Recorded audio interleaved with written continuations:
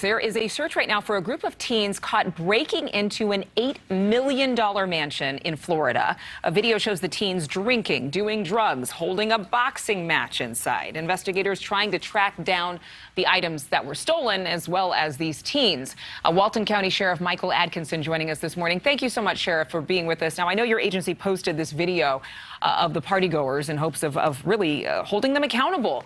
And there are some parents there who are pushing back on the fact that their faces are shown because they're juveniles. What's your response to that? Yeah, I mean, I think that's pretty endemic of what the problem is, right? I mean, clearly your child is, did something wrong, and yet you're here as a parent, trying to make excuses for them instead of doing what is appropriate and accepting responsibility. And I will say there have been a number of parents that have called and said, listen, my child was there, they're going to be accountable. But it's been a little shocking the number of people said, no, how dare you show my child? First of all, I mean, I have so many things to ask you. They are juveniles, but what kind of criminal behavior are we talking about? How ugly was this?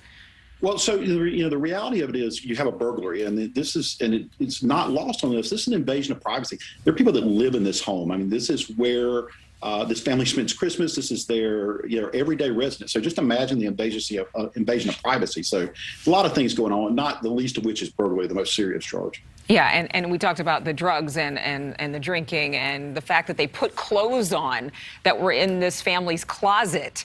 How did they even get in? Did somebody stake out the place? Do you believe that this was a child who, one of the partygoers was a neighbor of this family?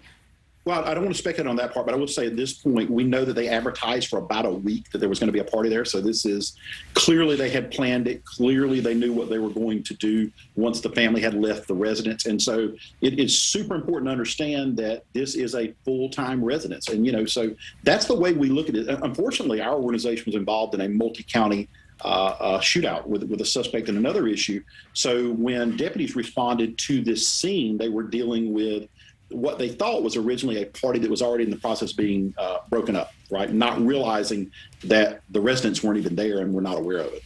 So in terms of response, you said that some of the parents actually have reached out to you saying, my kid was at this party. How old are we talking about here? Yeah, you're talking about 16, 17, 18, 19-year-old in that range. So some of them are not minors and are adult criminals.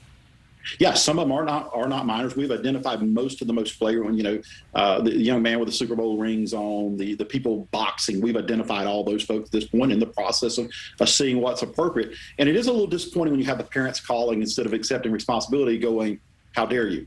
But again, I would suggest to you that's part of the reason we're in this situation to start with. And you would say it's a national issue. It's not just here at this one event. Listen, I'm a parent of young children, too. I understand what my children are good for, but I also know that taking responsibility for them instead of allowing them to be held responsible is not going to solve the problem. Right. Accountability and consequence is a part of growing up. Thank you so much, Sheriff, for joining us.